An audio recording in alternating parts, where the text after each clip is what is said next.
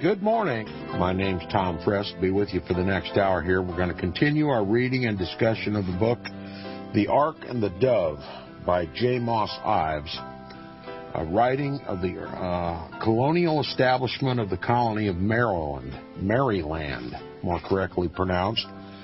A colony settled by a mixture of Protestants and Catholics. I think it's more appropriate to call it a Catholic colony, but the main thrust, at least according to this author, was that in the Maryland colony, maybe the first example in the colonial period of complete religious liberty. But this isn't a study of the Maryland colony per se. This is a study of how the Vatican planted its seed that has eventually grown from a sapling to a huge tree that now the birds of this nation roost. The birds. The demons of this nation roost. That's in our own government. How the Vatican has taken control of our government. How this country is systematically being reduced from a land of religious freedom to a papal hegemony. And not only to make America Catholic, but to make the world Catholic in a global papal hegemony. Now, hopefully we'll learn in this book some things that will serve us to understand what is happening in our country and the world today. The purpose of reading history is to be able to more accurately understand current events. History repeats itself. Now, when we ended yesterday, we were talking about the first settlement, the first Maryland settlement of St. Mary's on the St. Mary's River. And it says there was an Indian village on the site, but there was no taking of land by force. Payment was made neither in firearms nor firewater, which too often had been the medium of payment between white settlers and Indians, but in implements of husbandry. These the Indians, quote, accepted kindly and freely gave consent, unquote. This was half a century before William Penn used the same method of negotiations in purchasing the soil of his first Quaker settlement in Pennsylvania. Father White told in his narrative how the names of Catholic saints were used to christen all the places of interest, but much of the christening was in vain, for few of the names survived the Protestant Revolution of later years. Even the name of St. Mary's had a narrow escape. In the year 1644, the Puritan government, then in temporary power, voted to change the name of St. Mary's County to Potomac, quote, upon the theory that too much honor should not be given to the Blessed Virgin, unquote. Now you can see how this might inflame some Catholics, but Bible readers know that though Mary was blessed and that she brought forth our Savior, Mary is not deity. Mary is a humble servant of the Lord, just as so many others throughout history. Blessed though she is, she's not to be venerated as a god, and she is no co-mediatrix, and she's no co-redemptrix, and she does not speak, she does not appear, but these are all lies and demonic apparitions. And the Roman Catholic Church is built around that cult. And it is spoken of old in the Scriptures, the Queen of Heaven. And this is one of the most identifiable characteristics of apostasy, a female deity. And so we'll continue. Obviously, the Protestants regarded it best to change the name from St. Mary's County to Potomac upon the theory that too much honor should not be given to the Blessed Virgin, unquote. And it says, when the colony was restored to Lord Baltimore, the name was changed back again to St. Mary's. American history has bestowed the title of Pilgrims upon the little band of English separatists who landed unexpectedly on the coast of New England on a bleak November day in 1620. It has therefore been difficult to give this name to any other group of colonists.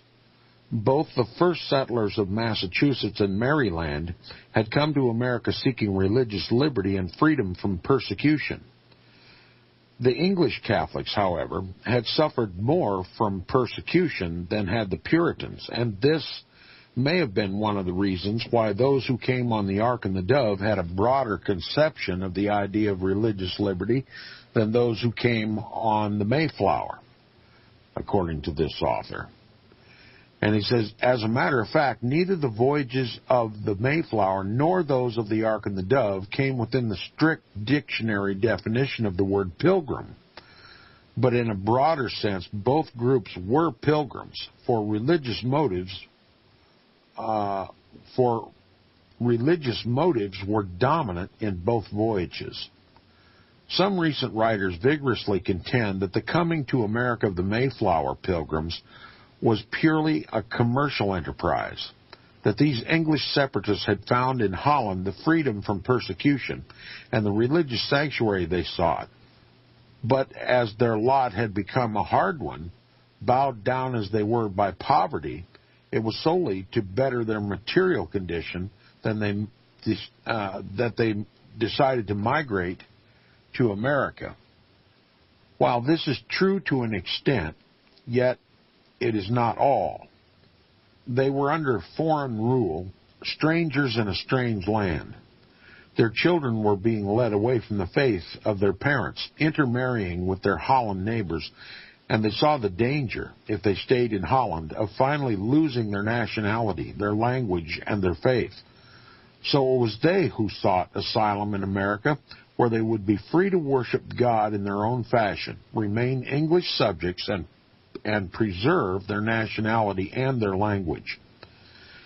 With the strong religious background of the voyage of the Ark and the Dove, the effect of the first Lord Baltimore's conversion to the Catholic faith on his plan of colonization and a solemn dedication of the project by Father White in his Declaratio Coloniae to the cause of the Christian religion, it seems idle to contend that the religious motives was not the dominant factor in the first migration to Maryland. Those who came on the Ark and the Dove came on a pilgrimage to a land of sanctuary, where the hand of persecution was stayed. They chose to call themselves, quote, the Pilgrims of St. Mary's, unquote, and by this name are entitled to be known, according to this author. Now, Chapter 2 of the book, of this second section called the seeding, or the preparation, is the Chapter 2 of this section is entitled Old St. Mary's. And he begins by saying it was a pretty bit of country that the Pilgrims of St. Mary's had chosen for their home in America, and no one ever described it as so well as Father White. To him it was indeed the land of promise, a land of flowing with milk and honey. He sang the praises of Maryland with a heart full of joy and gladness. Not only did he see fields as white for the harvest of the gospel, but he had an added interest which came from his knowledge and love of natural history. He described the equable climate, the mildness of the winter, the glory of springtime, the luxuriance of the summer, and the beauty of the autumn, and the long Indian summer that lingered between autumn and winter. He told of fallow fields and gentle sloping hills, of broad streams and rich meadowlands, of safe harbors, of inlets and estuaries that afforded means of transportation and plenteous yield of fish, of strange and beautiful trees in the woods and forests, of medicinal herbs, and of the crops of Indian maize, that's corn. And he said, he told also of birds of brilliant plumage, such as the settlers had never seen before, scarlet tanager, and the American oriole dressed in rich gold and black, the colors of the House of Baltimore, and henceforth to be dear to Maryland's eyes. There was little that escaped his observation, and his relation of Maryland, written in English when the voyage was ended, he concluded, quote, "It'll therefore end with the soil, which is excellent, so that we cannot set down a foot but tread on strawberries, raspberries, fallen mulberry vines, acorns, walnuts, sassafras, etc., and those in the wildest woods. The ground is of a reddish color. All is high woods except where the Indians have cleared for corn. It abounds with delicate springs, which are our best drink. Birds diversely feathered there are infinite, as eagles, swans, herons, geese, bitterns, ducks, partridge, red, blue, party-colored, and the like, by which will appear the place abounds, not alone with profit, but also with pleasure. Los Deo." He's, unquote, and he continues, he says, "As soon as the Pilgrims had established their settlement at St. Mary's, it was time for the early spring planting. The seed corn, which they had brought from Barbados, was placed in the soil where before the Indians had harvested their crops. The squaws showed their white sisters how to make bread from Indian maize. It says the braves instructed the white men how to hunt the game that was abundant in the forest and accompanied them in the chase. Gardens were planted with seeds brought from England, and before the summer was over, the wooded bluff of St. Mary's was transformed from an Indian village to a thriving English settlement. In 6 months, Maryland had advanced more than Virginia had done in as many years. As St. Mary's was the capital of the colony, it was afterwards incorporated as a city and is generally referred to as St. Mary's City, yet it never lost its character as a little English village. The houses at no time exceeded 60 and were located at some distance from each other in the manner of English townhouses. James Walter Thomas of the Maryland Historical Society devoted much patient research to the early settlement days. In his Chronicles of the Colonial Maryland, he gives a pleasant picture of the little capital. Quote, "A gentle slope from the eastern hills, then a spacious plateau of singular beauty, elevated about 40 feet above the water and terminating in the bold bluff between two broad expanses of river," unquote, formed the site of St. Mary's City. This is a quote, it says, "A river possessing more enchanting scenery than the St. Mary's may not easily be found, and at no place along its banks is this displayed to greater advantage than at the site of Old St. Mary's.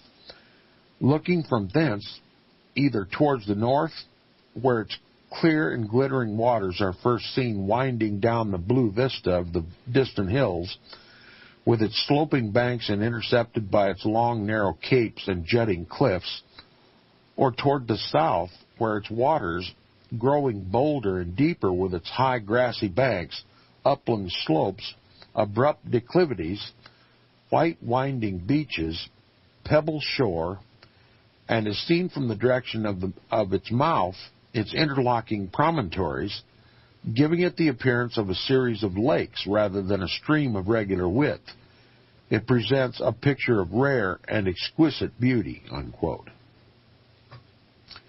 At first, the Pilgrims found shelter in the homes of the Indians, but it was not long before houses were built. The first houses were log cabins with hand-hewn frames and clapboard siding thatched with crude green shingles. These cabins had brick chimneys, and later houses of brick were built. Although some brick was imported from England, most of what was used came from the clay soil of the surrounding country, which was found to be excellent material for the purpose. Under Lord Baltimore's instruction, the colonists were directed, after having selected a suitable place for their permanent settlement, quote, to seat a town, unquote, in which they were to cause streets to be marked out, and to require the buildings to be erected in line with such streets in near adjoining one to another. All the houses to be constructed in, quote, as decent and uniform a manner as circumstances permitted, the land in the rear of the houses to be used for gardens. The first choice of lots was to be a fit place and a competent quantity of ground for a fort, and near to this was to be a house with a church and a chapel adjacent for the seat of his lordship or his governor. A survey and plot of the town was to be made and sent to Lord Baltimore. Thomas states that it is to be regretted that no chart of the city of the Calverts was made before it had disappeared, except in name and memory, from the banks of the St. Mary's. From original surveys and grants, ancient transfers and resurveys, together with many natural boundaries and landmarks still visible, a map was platted, which was printed in the appendix of the Chronicles of Maryland. By this data, obtained after exhaustive research, the outlines of the city and the location of its public as well as its more prominent private buildings have been preserved. The first permanent building of any size to be erected was St. Mary's Fort. This was built in 1634 on a small bluff at the mouth of the Keys Creek, between the governor's lot and the chapel land. According to Thomas, at the time the fort was built, the settlers were in the midst of building their houses, but becoming alarmed by the warlike attitude of the Indians, they ceased building and at once set to work to erect a fort for their better security. This they completed in about 6 weeks. Governor Calvert described it as a palazzo of 120 yards square with four flanks, unquote. Thanks to the labors of the Jesuit missionaries, there were no Indian attacks. The fort, being the only building of considerable size, was used for more peaceful purposes than intended. For several years it was used as a state house and for the transaction of public business. The first 3 colonial assemblies were held there. Adjoining the fort on the south and the east was St. Mary's Chapel, the yard, while on the north and west was the land of Governor Leonard Calvert, known as Governor's Field. On this land the governor's residence was built, but of its architecture little is known. In the inventory of his estate, it is described as a large frame building. Subsequently, the lower and northern portion of this land came into possession of Hugh Lee, one of the early colonists who built a brick house upon it, which in 1662 was purchased by the province for a quote-unquote government house, and was used as such until the State House was erected in 1876. This was the first real estate ever owned by the colony of Maryland, and that part of the lot known as St. Mary's Bluff became the site of the public buildings and later the State House. Here was erected a house later described as the Old Courthouse, which contained the Secretary's office, council chamber, and St. Mary's room. On St. Mary's Bluff stood the historic mulberry tree. Under its spreading branches, the pilgrims of St. Mary's first assembled in accordance with the instructions of Lord Baltimore to, quote, assemble all the people together in a fit and decent manner, unquote, to hear the royal charter read, and to listen to a declaration of, quote, his lordship's intentions, which he means to pursue in this his plantations, unquote, the first of which was for, quote, the honor of God by endeavoring the conversion of the savages to Christianity, unquote. According to traditionary history, It was under the shade of this tree that the Catholic pilgrims assembled for their first Mass at St. Mary's, and it was here that a treaty was made between Governor Calvert and the Yokomico Indians. The tree was used for many years as the official signpost, for on it were nailed the proclamations of the governor and other public notices. Thomas, writing in 1913, said that, quote, within comparatively recent years, even curious relic hunters were able to pick from its decaying trunk the rude nails which there held the forgotten state papers of 2 centuries and more ago, unquote. He further says, quote, this aged tree had watched over the city in its infancy, in its development and prosperity, and in its pride and glory as the metropolis of Maryland. It had seen it stripped of its prestige and honors and lose its importance and its rank. It had witnessed its battle with adversity and its downfall and decline, and it has mourned the departure of nearly every symbol of its existence and memorial of its glory, which under the winning game of time had one by one faded and passed away, unquote. The Relatio Itineris, Father White, after describing the wigwams of the Indians, which were used as temporary abodes by the white settlers until dwellings could be erected, told how one of the quote-unquote cabins of the chieftains had, quote, fallen to me and my associates, in which we are accommodated well enough for the time until larger dwellings are provided. You would recall this the first chapel of Maryland, primum Marylande seculum, though it is fitted up more decently than when the Indians lived in it, unquote. To this wigwam of an Indian chieftain in the primitive village of St. Mary's in 1634, the Roman Catholic Church in the United States can trace its juridical beginning. It is not known just when the first chapel was built, but it was probably during the first 2 or 3 years of settlement. Lord Baltimore indicated in his instructions that a house and a church and a chapel for the seat of his lordship and his governor should be built.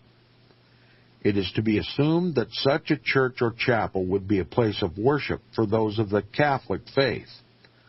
There was nothing in the royal charter to prohibit the erection of Catholic chapels or churches, and King Charles, whose wife was allowed to have a Catholic chapel on the royal premises, was no doubt fully aware, as were the members of the Privy Council, that Lord Baltimore would expect to erect a Catholic place of worship for all those of his faith who were able to make their homes in Maryland. A description of the location and general character of the chapel is thus described by Thomas. Quote, on the south and east side of the fort was the chapel land. It extended from Keys Creek across the plateau to the fresh waters of St. John's. The chapel itself stood near the intersection of Middle and Mattapony streets, fronting northeast on the former street. It was a brick building, and judging from its foundation lines, it was about 18 by 30 feet. We'll continue with a quote when we get back from the break. You're listening to Inquisition Update on LibertyRadioLive.com. The Ark and the Dove by J. Moss Ives. We'll be right back.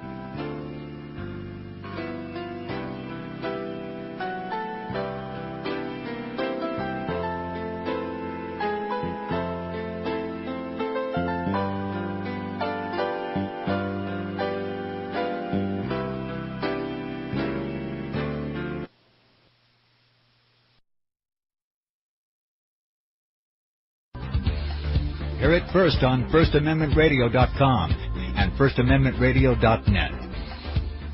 I know you all want answers, and believe me, so do I, and I'll do my best to get them. Have you seen the Left Behind movies? Have you read the Left Behind fictional book series? Not everyone believes Left Behind is true prophecy. Some may even regard as conspiratorial the mainstream re-release of the Left Behind movie with actor Nicolas Cage portraying the main character as an attempt to further reinforce in the minds of all this perception of false prophecy, in order to condition the masses for the play about to begin.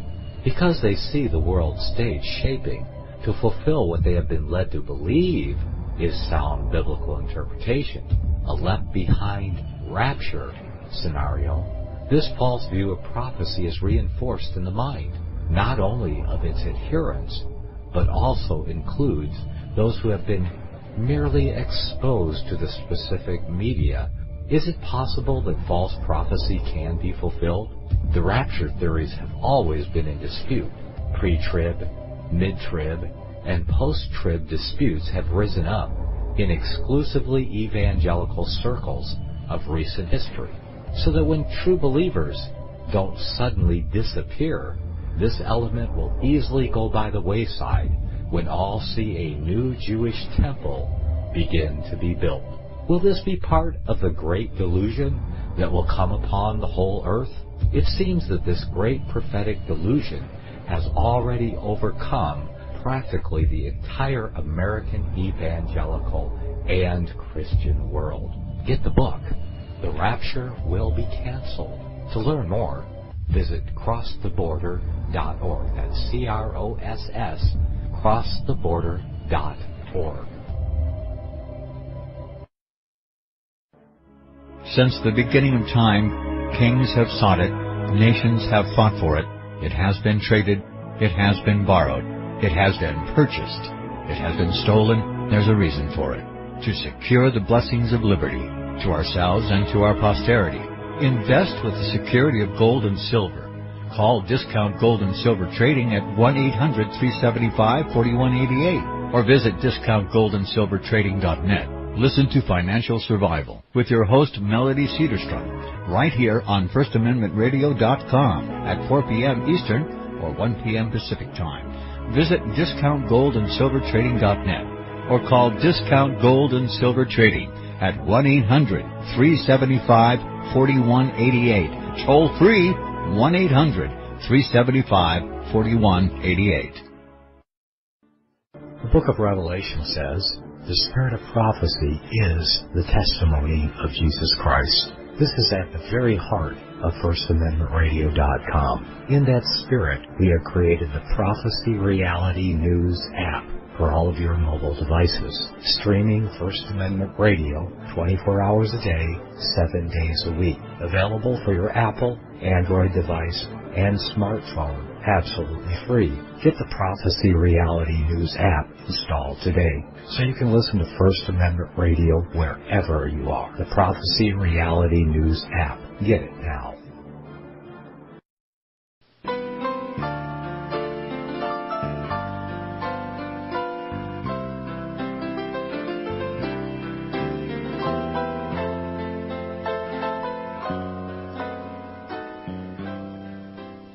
Welcome back to Inquisition Update. Now, this book, The Ark and the Dove, came heavily recommended by John Daniel to help us understand how we got to where we are today in this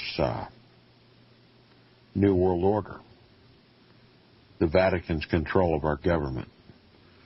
Now, we're going over some rather mundane information at this point, but we'll continue to make sure we don't lose any significance that might be contained in this information.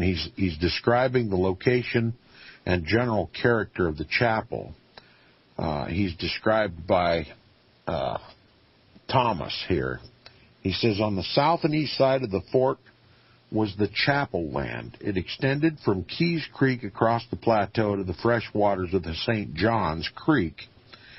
It says the chapel itself stood near the intersection of Middle and Mattapony Streets, fronting northeast and on the former street. It was a brick building, and judging from its foundation line, still visible in recent period, it was about 18 by 30 feet. Over the altar was a carved representation of clouds and the flames of Pentecost.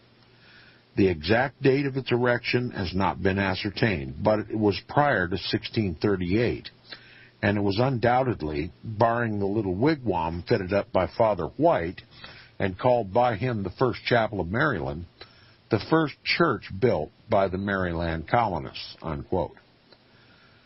A few years ago, Father John Lafarge's Society of Jesus, he's a Jesuit priest, who spent several years in educational work in the mission parishes of southern Maryland, including St. Mary's, and Professor Daniels, principal of the Cardinal Gibbons Institute at Ridge, were able to definitely locate the foundations of the first chapel at St. Mary's and found it to be at the location given by Thomas.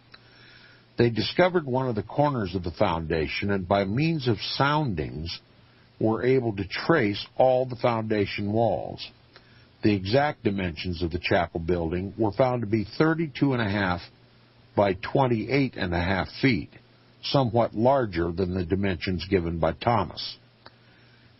It has been suggested that in proof of the harmony and concord existing between the Catholics and Protestants in early Maryland, this chapel was built by their joint contributions and was used in common between them as a union chapel.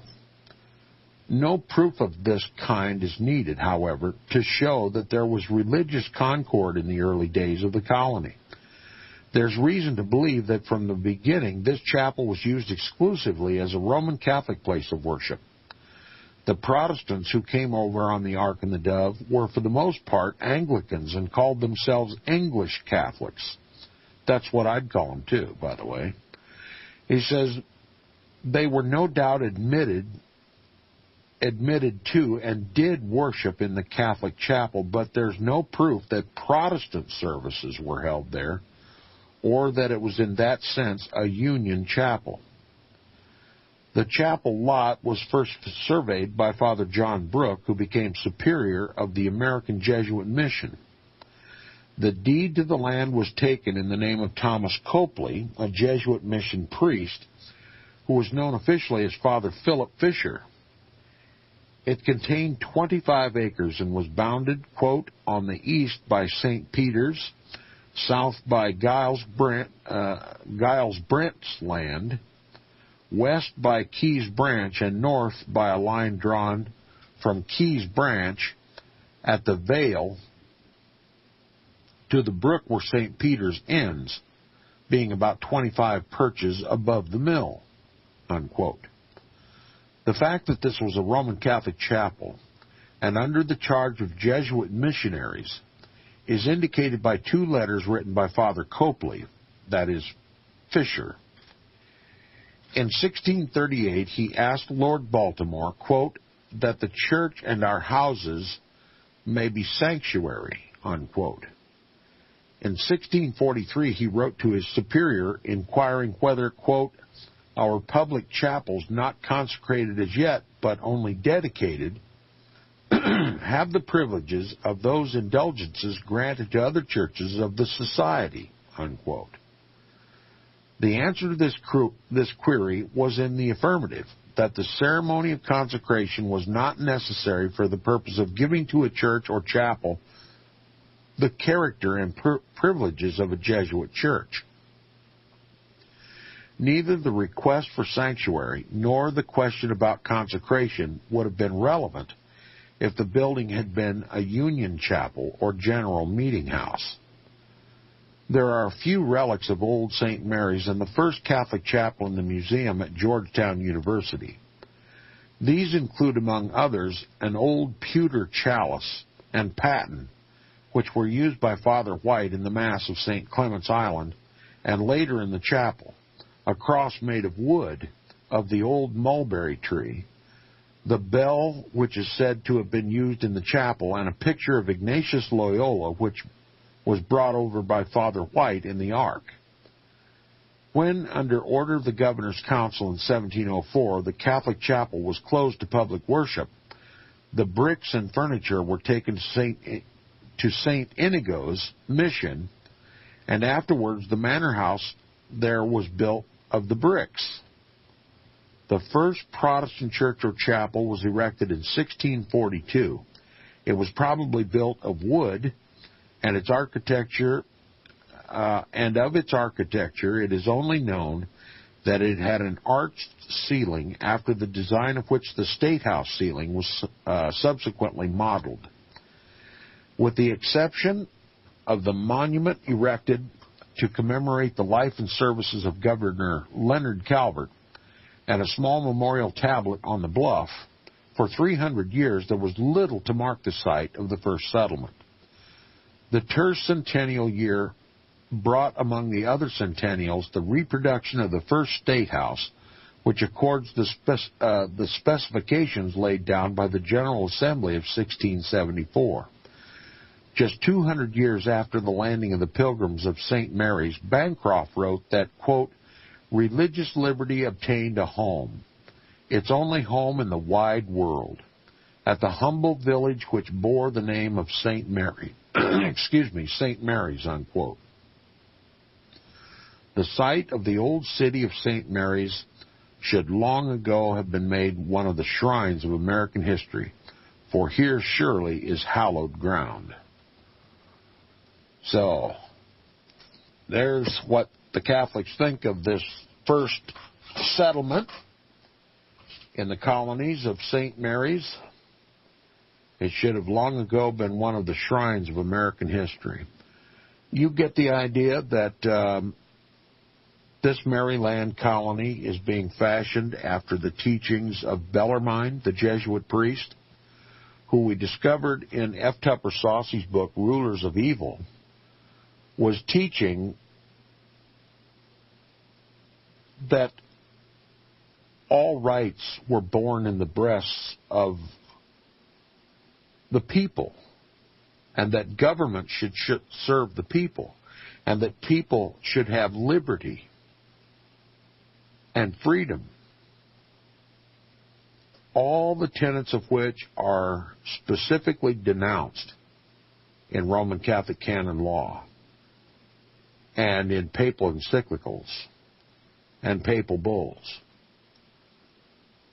I remember remarking when reading that book, Rulers of Evil by F. Tupper Saucy, how remarkable the teachings of Bellarmine were, in contrast, diametrically opposing the official teaching of the Roman Catholic Church. And it has been asserted by some of the people that I've talked to about this book that the United States is nothing but a Jesuit enclave for a much greater purpose than has ever been told to its people. And that's going to be the subject of a future discussion that I hope to hold with John Daniels, and I hope in not too distant future. We're going to talk about the very purpose behind this so-called Jesuit enclave, where for the first time in the history of the Roman Catholic Church, Catholics are amenable to religious liberty and allowed Protestants and other non-Catholics to grow up side by side in peace. And the suggestion is clear, that to accomplish their ultimate goal and mission for this country, that peace was a necessity. That peace was a necessity at a future time when it could be discarded. And I believe we're seeing the beginnings of those days here in this country. And now, with what time remains, I'm going to continue now reading in chapter 3 of this section, of the second section of this book. It's entitled Christian and Heathen Neighbors. He says, the Pilgrims of St. Mary's were a kindly and friendly folk who desired to be on good terms with their neighbors. It so turned out, through no fault of theirs, that the only neighbors whose friendship they could cultivate were that of the Indians. Their Christian neighbors did not care to have cordial relations with them. Even in their new home, the Catholic colonists found themselves again between two fires, with the Puritans on the north, with their hatred both of prelacy and papacy, and Cavaliers on the south with their antagonism toward dissenters and papists. In the summer following the settlement of St. Mary's, Governor Leonard Calvert tried to open friendly trade relations with the Puritan colony in Massachusetts. Later, in August of 1634, the Little Dove was sent to Boston with a cargo of corn, which it expected would be exchanged for a cargo of fish. Massachusetts was already famous for its cod. The Dove carried a friendly letter from Governor Calvert and also one from Governor Harvey of Virginia. The Virginia colonists had already opened trade relations with Massachusetts, and the Maryland colonists had no reason to anticipate any difficulty in establishing similar relations which would be mutually profitable. So when the Dove set sail for Boston with her cargo of corn and her friendly letters, there was no expectation for the rude reception she would receive. As soon as it became known after the arrival of the Dove at Boston Harbor that the crew was mostly Catholic, some of them deigned to call the Puritans their holy brethren, and that in the Maryland colony from whence the Dove sailed, they did set up Mass openly, there was at once evident a feeling of unfriendliness and suspicion, which soon took shape in open hostility. Hildreth says, quote, "Just as the ship was about to sail, the supercargo happening on shore was arrested in order to compel the master to give up the culprits. The proof failed, and the vessel was suffered to depart, but not without special charge to the master to, quote, bring no more such disordered persons," unquote. The corn sent to Massachusetts was from the first planting of the old Indian fields, the Indians having helped both in the planting and the harvest. The Puritans were quite willing to trade with the heathen, but refused to exchange fish for corn with their Christian neighbors who did not happen to be of their own denomination. Undeterred by this incident, we find Governor Calvert several years later, in 1643, sending a commission to Captain Gibbons of Massachusetts offering, quote, free liberty of religion, unquote, to such of the people of New England as were willing to remove to Maryland. The invitation was not accepted. Quote, "There were those in New England at the time," says Eggleston, "who longed for a more genial climate, but to settle under the authority of a papist was to them like pitching a tent on the confines of perdition," unquote. An Anglican historian, Reverend Francis Hawkes, Doctor of Divinity, formerly rector of St. Thomas Church in New York, in his Rise and Progress of the Episcopal Church in Maryland, makes caustic comment on the Puritan rejection of Governor Calvert's invitation. Quote, "This letter to Gibbons reached Boston about the time of a transaction which it were to be wished could not be written upon the records of New England's history. The inhabitants of Massachusetts had but just been thrown into pious consternation by the stupid and unintelligent ravings of Gorton and his followers, which merited nothing but contempt, and were now settling down to repose, produced by a sentence upon the poor sufferers which proposed to curse heresy with fetters. At such a time, to offer liberty of religion to men who were congratulating themselves upon the successful application of their iron preservative of orthodoxy, doubtless provoked a sneer at the stupidity which could present toleration merely as a temptation to removal. Human ingenuity could not have devised a better timed or keener rebuke than is contained in this offer of religious freedom from the persecuted papist and his Protestant fellow sufferer of human wit. Human wit could not have made the memory of that rebuke more lasting than it is made by the scornful rejection of the offer, unquote. While Catholic Maryland was opening the door to Puritans as well as to all other Christian sects, Puritan Massachusetts closed the doors to all who were not of her own particular faith. If a Catholic priest came into the colony, he was to be banished. If he returned, he was to be hanged. Of all those who made trouble for Lord Baltimore and the early colonists of Maryland, Captain William Claiborne of the colony of Virginia showed the greatest amount of pertinacity and kept up his opposition longer than anyone else. Like many another long-continued controversy started and kept up by a single individual, it all had to do with the question of the ownership of land. Claiborne was not particularly interested in religion, but he made capital of religious prejudices and fanned the flames of bigotry in order to serve his own purpose. At different times, he espoused the cause of Cavalier, Roundhead, Anglican, and Puritan. It mattered little to him who his allies were or what cause he served. One writer of the day said it was not religion, quote, he stood upon, it was that sweet, that rich, that large country, unquote, that he coveted. On the east shore of the Chesapeake was a large island known as Kent Island. Claiborne claimed to own it. He arrived in Virginia in 1621 and immediately applied for and received the office of surveyor of the colony. He was industrious and acquired a considerable estate. He engaged in a prosperous trade with the Indians and established his trading headquarters on Kent Island. He never had a grant of land. All he had was the right of a squatter.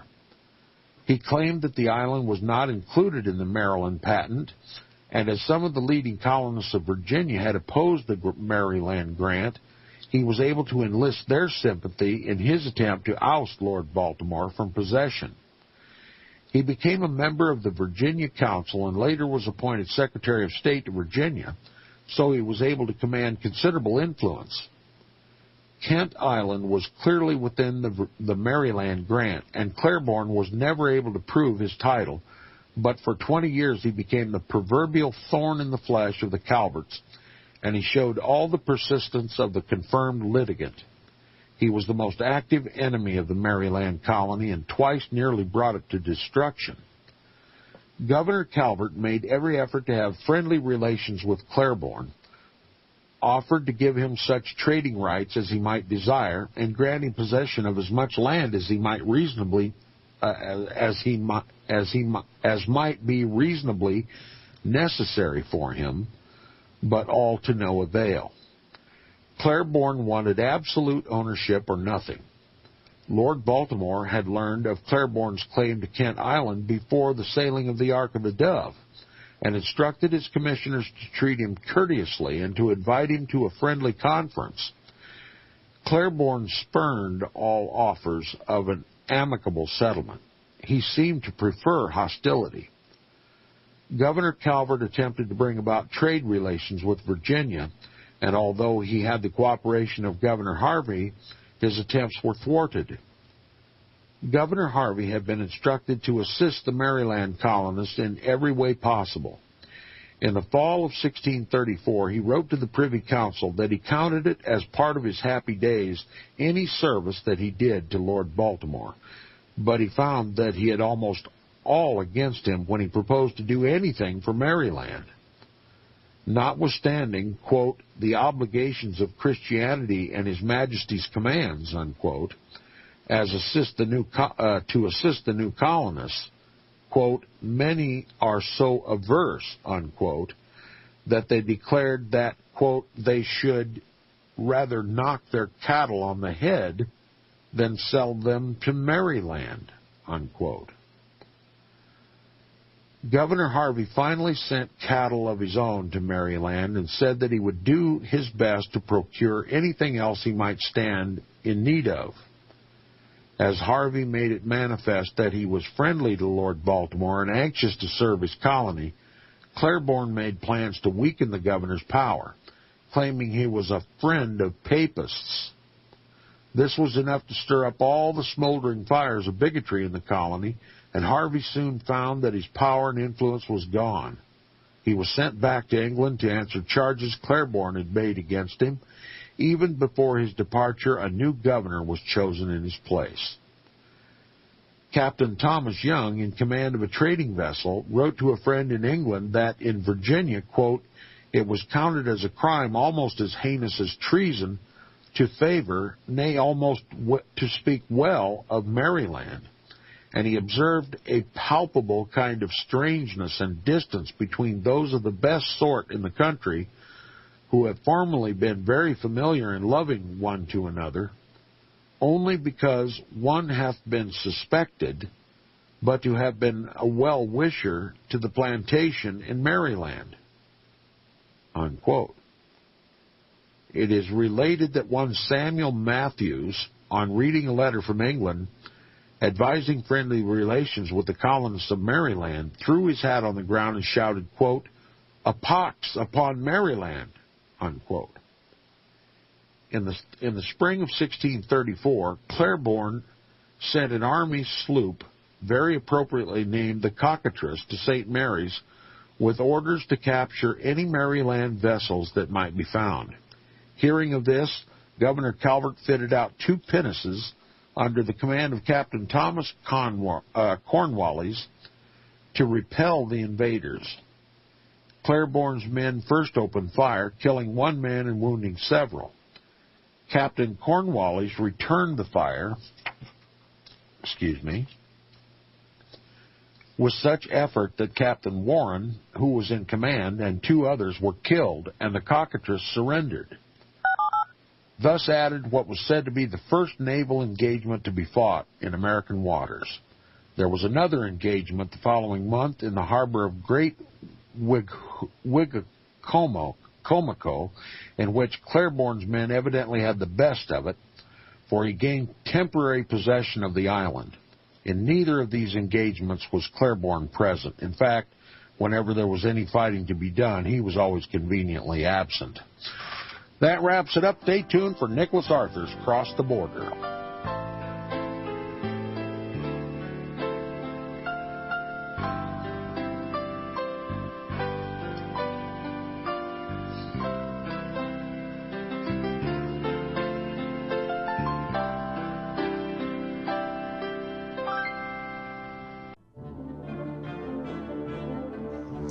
Visit crosstheborder.org, C-R-O-S-S, crosstheborder.org, to get your print, EPUB, or PDF version of Nicholas Arthur's new book titled When the Third Temple is Built. That's crosstheborder.org. When it comes to prophecy today, much of the evangelical Christian world has their eyes on Israel, waiting and watching to see when the third temple will begin to be built. The plans are drawn. The Jewish people are eager. Most evangelical Christians today believe that the rapture will happen before the third temple is built. Hi, I'm Michael Eugene. I was taught that Daniel's 70th week was in the future. Is that really what the Bible teaches? Have we searched the Scriptures and found this to be true? Why is it so important for a re-established Israel to build a third temple in Jerusalem? Is it necessary to build a temple on the same location already occupied by the Dome of the Rock? Is it necessary for sacrifices to take place in the temple on Temple Mount? Is there really a rapture followed by 7 years of tribulation? What is the New Testament temple? Can we identify history and prophecy? Who is the first beast in Revelation chapter 13? Who are the 7 kings in Revelation 17? I have asked all these questions, and I have found Nicholas Arthur's new book, When the Third Temple is Built, answers all these questions and more using Scripture to interpret Scripture. The Bible says that no prophecy of Scripture is of any private interpretation. Nicholas shows us in his new book, When the Third Temple is Built, how the Bible interprets prophecy and not man's private interpretation. Visit crosstheborder.org, C-R-O-S-S, crosstheborder.org, to get your print, EPUB, or PDF version of Nicholas Arthur's new book titled When the Third Temple is Built. That's crosstheborder.org.